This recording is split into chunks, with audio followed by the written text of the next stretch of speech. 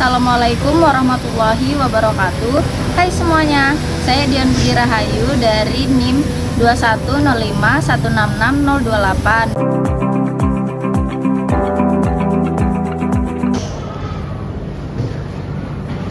Assalamualaikum anak-anak. Waalaikumsalam warahmatullahi wabarakatuh. Sudah berdoa? Sudah. Iya, di pelajaran pertama itu sudah. Oh ya udah. Presensinya ada yang nggak hadir atau sakit? Ada Ibu. Siapa? Sakit. Nurita Ibu. Kenapa ya? Sakit. Waktunya sakit. Sakit. Ayo kita doakan supaya cepat sembuh ya. Amin. Ya, jadi hari ini kita masuk ke materi tentang corak kehidupan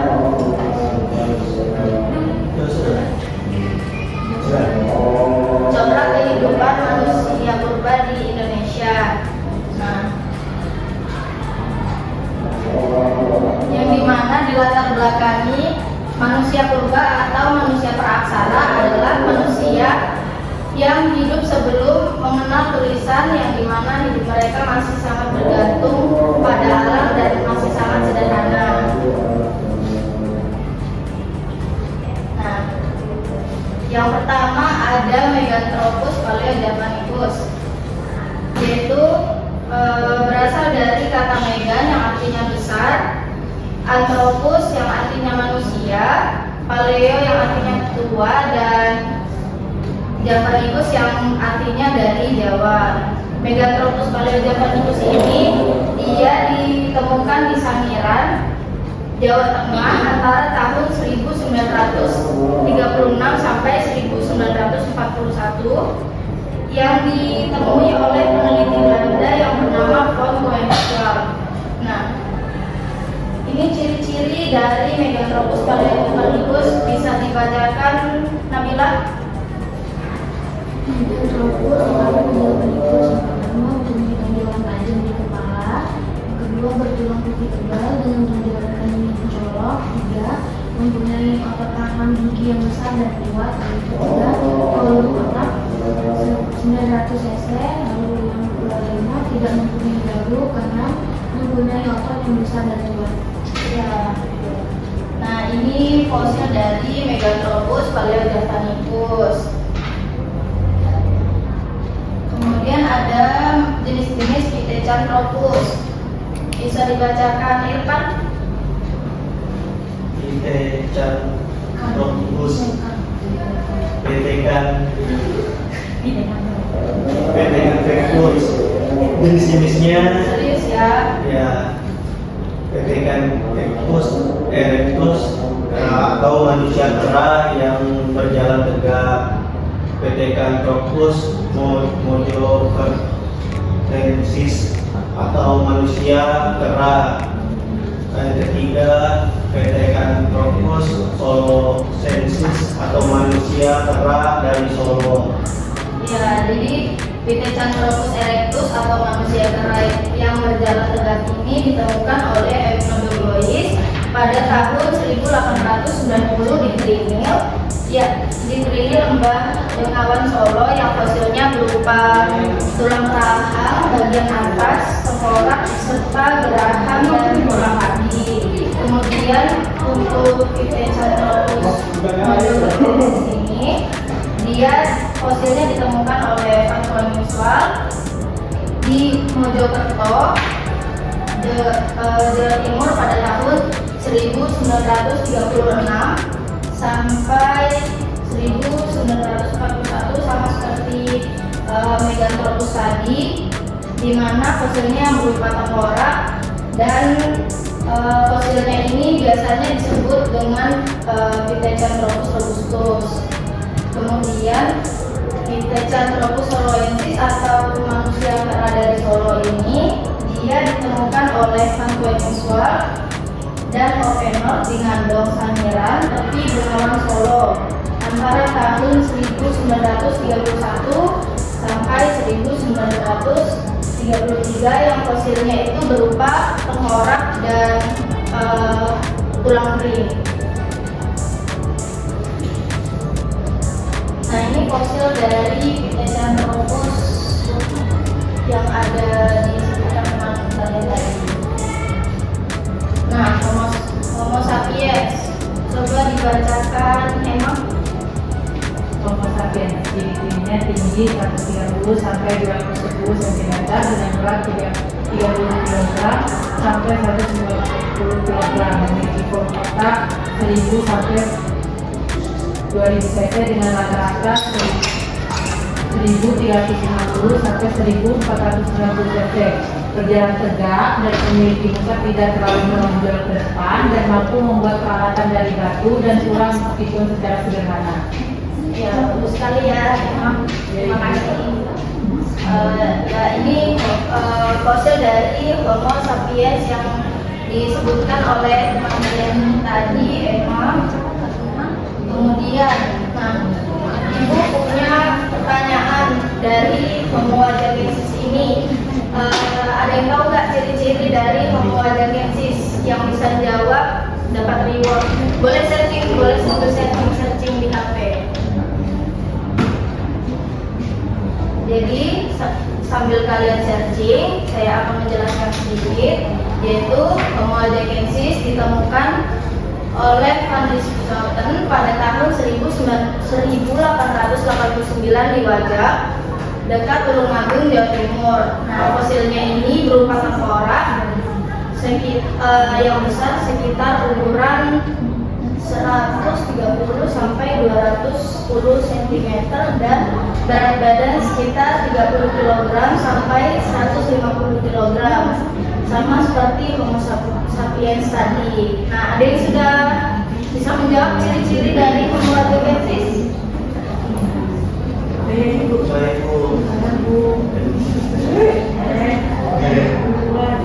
Ayo, siapa coba Yesi dulu deh.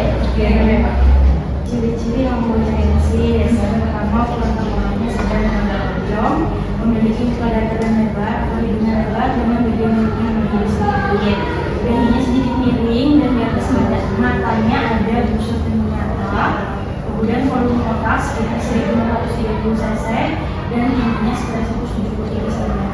Ya, bagus sekali ya. Kemudian ada Homo florensis. Kalian boleh cari lagi ciri-ciri dari Homo florensis. Sambil saya jelasin sedikit, yaitu ditemukan oleh tim arkeologi yang diketahui oleh Prof. Dr. Raden Padji Sujono dan Universitas of England, Australia pada tahun 2003, dan pada saat itu ada penggalian sekitar kedalaman 5 meter yang ditemukan kerangka mirip manusia yang belum membatu yang ukurannya kerdil. Nah, manusia ini lebih besar dari anak sekitar umur 5 tahun yang mempunyai tinggi 100 meter dan berat 30 kg, maaf. Mereka sudah berjalan tegak dan tidak memiliki dagu. Ada yang sudah bisa menjawab? Boleh Herlin? Ciri-ciri Homo florensis. Yang pertama itu tengkorak berukuran kecil dan memanjang. Yang kedua, bagian dari tidak menonjol dan sempit. Yang ketiga, volume otak 380 cc. Yang keempat, ada tinggi badan sekitar 100 cm. Selanjutnya ada beratnya sekitar 30 kg. Dan yang terakhir, berjalan tegak dan tidak memiliki dagu. Ya, bagus sekali ya Herlin. Nah, selain manusia jenis-jenis manusia purba tadi, bagaimana manusia purba itu bertahan hidup? Ada yang bisa menjawab lagi? Boleh Emma? Udah ke kanan dulu, pindah-pindah. Ya. Boleh ya. Ada lagi? Iya boleh anak. Bukan tangan. Orang ya bagus sekali ya. Berburu dari kamu. Ya bagus sekali. Ada lagi nggak yang bisa menjawab? Ada minum bu. Ya, jadi masih banyak yang belum tahu Bagaimana sih nenek melanjutkan hidup? Mereka makan apa ya? Kira-kira mereka hidup di mana? Kehidupan seprasejarah terjadi dalam 3 tahap, yaitu tahap berburu dan meramu, bercocok tanam, dan tahap perundungan. Masing-masing terjadi secara berangsur-angsur dan dalam waktu yang lama.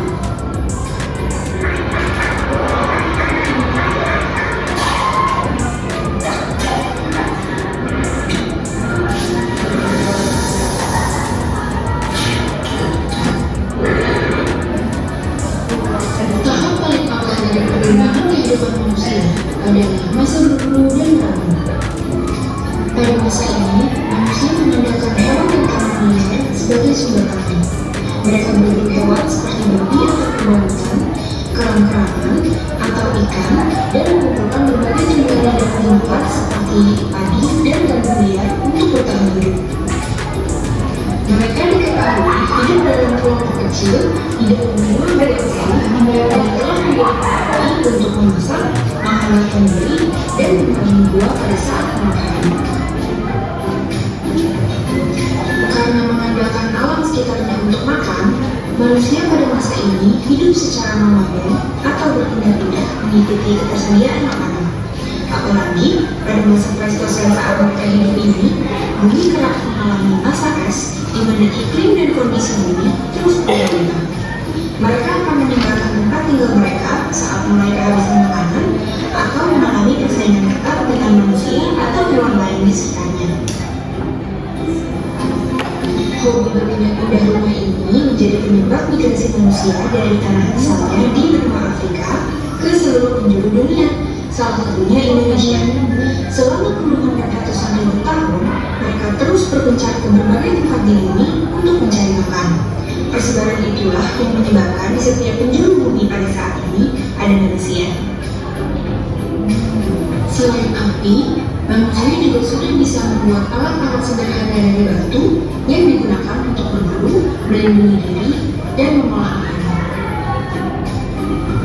Alat batu pada masa ini termasuk ke dalam alat batu paleolitik dengan ciri berukuran besar, berbentuk sederhana, dan bertekstur kasar. Temuan alat batu masa berburu meramu ini di Indonesia diantaranya ditemukan di Sungai Baksoka, Pacitan, di mana arkeolog berhasil menemukan sejumlah kapak perimbas, kapak penetap, dan kapak kembang yang terbuat dari batu vulkanik. Selain melalui temuan alat batu, jejak manusia masa berburu dan meramu juga dapat dilihat melalui Jackson Bodiger atau gunung sampah dapur purba. Gunung sampah ini terbentuk dari cangkang-cangkang kerang sisa makanan manusia purba, karena seperti yang kita sudah ketahui, mereka mencari makanan salah satunya melalui berburu dan mengumpulkan kerang-kerangan untuk dimakan dagingnya. Jackson Bodiger di Indonesia dapat ditemukan di sekitar pesisir Sumatera bagian utara.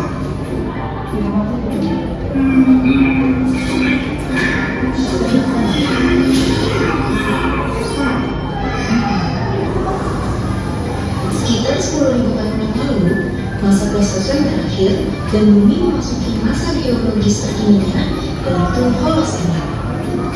Setelah masa Pleistosen yang ringan, di masa Holosen, bumi mulai menghangat. Iklim dan kondisi bumi yang stabil menyebabkan semakin banyak wilayah subur yang bisa ditumbuhi tanaman dan ditinggali berbagai hewan. Saat inilah manusia diperkirakan mulai belajar bercocok tanam. Mereka mengambil tanaman-tanaman liar yang biasa dikonsumsi dan menanamnya di sekitar tempat yang mungkin. Selain bercocok tanam, mereka juga mulai berupaya menanam berbagai hewan yang biasa diburu di alam liar. Kegiatan bercocok tanam ternyata terbukti lebih efektif untuk memenuhi kebutuhan pangan mereka dibanding berburu hewan dan mengumpulkan tanaman liar. Sehingga perlahan-lahan manusia beralih kepada kegiatan tersebut untuk bertahan hidup dan meninggalkan gaya hidup yang lama. Kedua keterampilan gabung inilah yang menjadi asal mula lahirnya berbagai spesies tumbuhan pangan dan hewan ternak yang kita kenal sekarang. Seperti misalnya padi. Pada masa prasejarah diperkirakan manusia mengkonsumsi padi liar dengan spesies Oryza rusticosa. Keberadaan bercocok tanam kemudian menghasilkan sebuah spesies baru yaitu Oryza sativa yang merupakan nasi yang kita konsumsi pada hari ini. Banyak sumber makanan yang kita kenal pada hari ini merupakan versi terbaru yang lahir akibat kegiatan bercocok tanam kira-kira 10.000 tahun yang lalu. Karena tidak harus pergi jauh untuk mengisi perut lagi, manusia perlahan meninggalkan kehidupan nomadennya dan mulai menetap di daerah-daerah subur. Iklim yang hangat juga membuat mereka bisa mulai bermukim di luar gua. Umumnya, pemukiman masa ini berada di sekitar sungai atau sumber air lainnya untuk memenuhi kebutuhan minum dan air. Selain pasokan makanan, hal lain yang juga bertambah adalah populasi. Pada masa ini, kelompok manusia yang pada masa sebelumnya berjumlah relatif kecil mulai membesar. Ukuran yang semakin membesar ini yang kemudian diperkirakan melahirkan sistem kepemimpinan berupa kepala suku atau kelompok. Tak hanya kepemimpinan, mereka pun mulai memiliki sistem pembagian kerja, utamanya dalam mengelola ladang makanan yang baru saja dikembangkan. Hal yang menarik dari masa ini adalah diperkirakan pada masa inilah seni dan kepercayaan mulai hadir. Karena manusia kini sudah tidak sibuk berburu dan tanaman membutuhkan waktu yang tidak sebentar untuk tumbuh, manusia kehilangan sebagian kegiatan hariannya.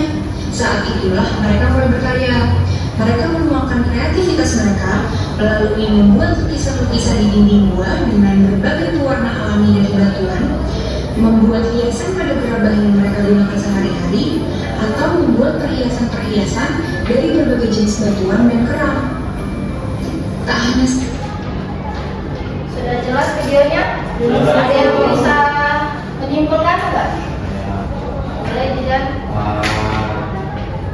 Persiapan sejarah itu kehidupannya itu terdiri dari berburu dan meramu hingga bercocok tanam dengan menggunakan alat-alat yang terbuat dari batu dan sudah menemukan api. Dan juga manusia itu juga sudah bekerja di penjuru dunia karena tempat tinggalnya tinggal-tinggal. Iya, bagus sekali ya. Tangan dulu untuk teman saya. Nah, mari diskusi kelompok di mana satu kelompok kalian ada berapa orang? Berhitung aja sampai 3 ya. Mulai dari Adriana. 1, 2, 3, 4, 1, 2, 3.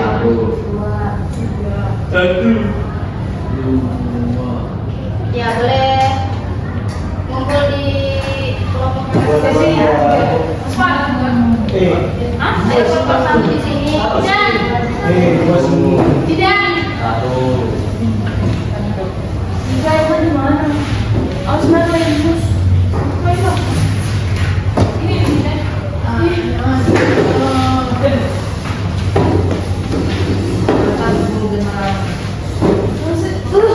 Ibu ini aku bahas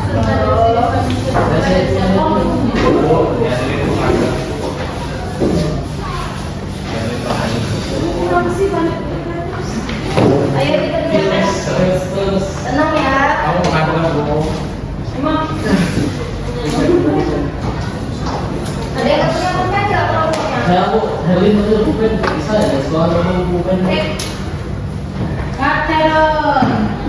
Butuh kater gitu. Sudah berkumpul. Bahas singkat tentang masa berburu dan meramu. Sudah berkumpul ya? Iya. Pasal 1. Oh iya, itu 3 ini. Tentang prinsip manusia berburu dan siapa. Ini Tapi gua mau ngomong kelompok 3. Ini Kak. Iya.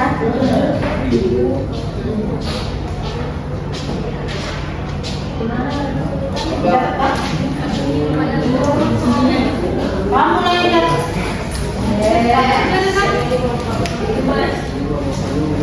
Kamu jelasin.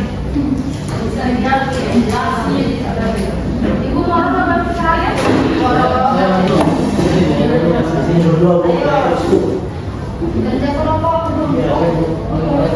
Kerja kelompok. Ibu, saya dari kelompoknya. Mau masuk kelompok satu ya? Saya terlambat tuh kumpul. Saya masih ada tugas ya. Masuk di kelompok.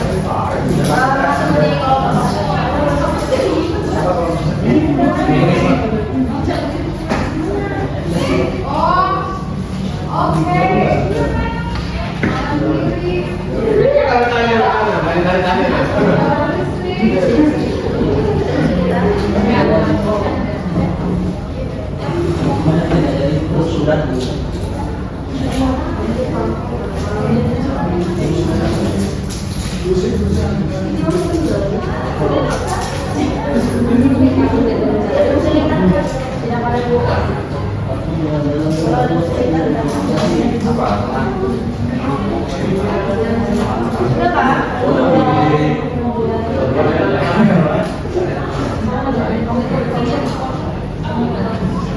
Waktunya 3 menit ya.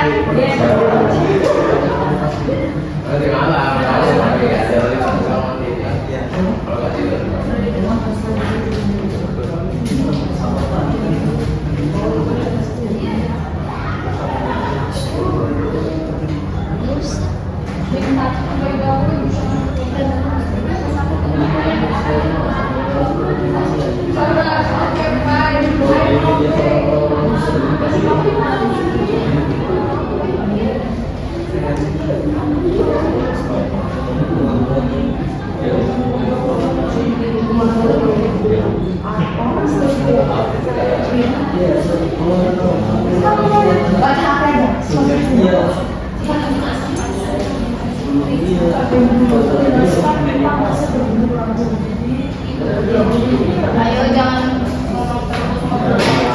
Sudah dulu cinta Tunggu temannya yang masuk ya. Aduh, hambat bu, udah bu. Tadi nambah pun bisa bu, ya bu. Pulang teman. Bu, toksik bu. Orang ngomong terus ini ngaku nanti ya. Ya bu, Dulu saya menjemput sampah itu dosen ya. Ini kalau mungkin saya sudah Kak. Sudah ibu. kalau lain ya bu.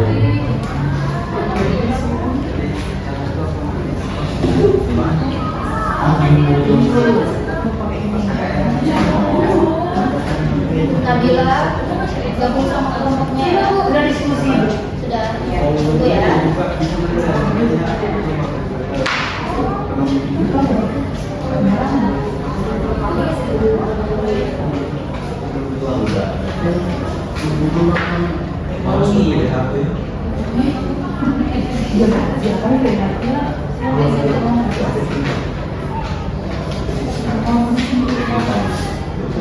Waktunya tinggal 1 menit ya. Iya Ibu. Jangan ngobrol terus kelompok 1. Sudah selesai bu. Di sini Bu, coy awal. Coy. Iya bu, kelas dulu bu.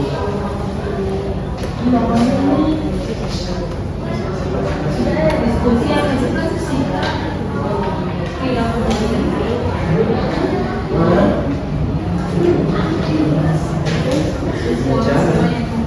Ibu tidak itu. Sudah selesai kak? Udah. Bu, nangkep. Kelompok 1, ayo. Gantikan. Ayo ngomong ke kelompok 1 aja.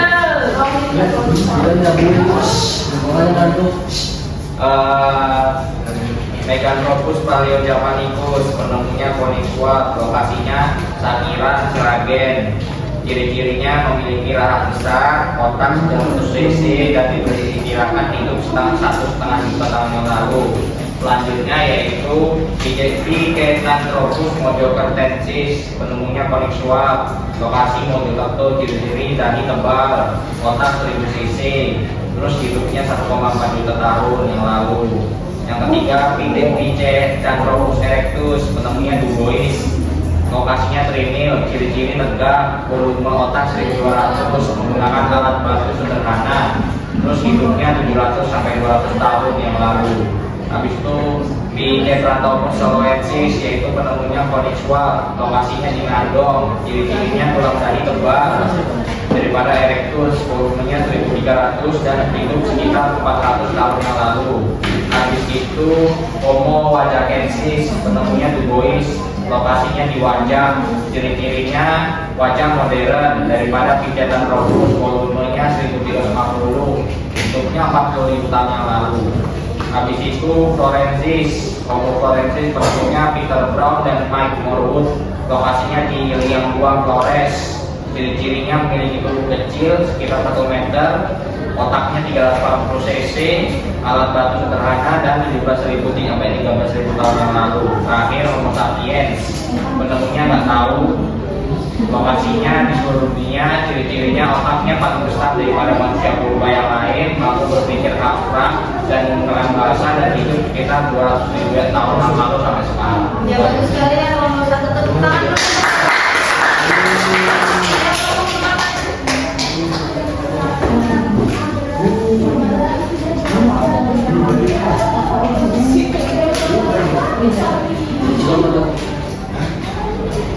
Nah, jadi untuk kelompok 2 akan menjelaskan ciri-ciri dari Homo sapiens dan Homo erectus. Ciri-ciri yang pertama yaitu volume otak. Homo sapiens memiliki 1200 sampai 1400 cc. Nah, sedangkan Homo erectus memiliki 1630 cc. Selanjutnya ukuran tengkorak. Homo sapiens memiliki ukuran tengkorak yang sedang. Nah, sedangkan Homo erectus memiliki ukuran tengkorak yang sedang juga, tapi ada lonjong. Selanjutnya yaitu dahi. Homo sapiens memiliki dahi yang tinggi dan menonjol.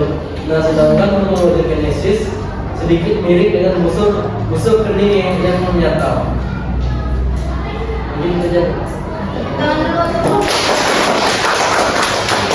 kelompok 3 terakhir.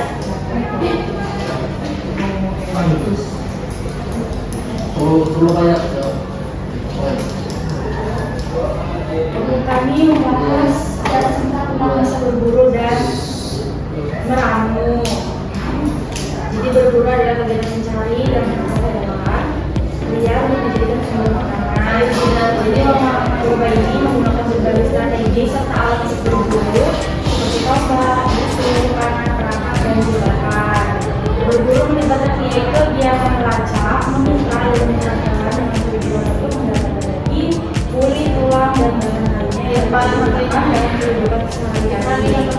Kemudian meramu merupakan kegiatan yang memerlukan bahan-bahan makanan dari lingkungan sekitar untuk digunakan dalam kehidupan sehari-hari. Manusia purba dan masyarakat tradisional meramu berbagai kebutuhan buah-buahan, nakal, bijian, dan bahan-bahan lainnya untuk makanan, obat-obatan, serta bahan bangunan dan keperluan lainnya. Ya, bagus sekali kelompok 3 ya.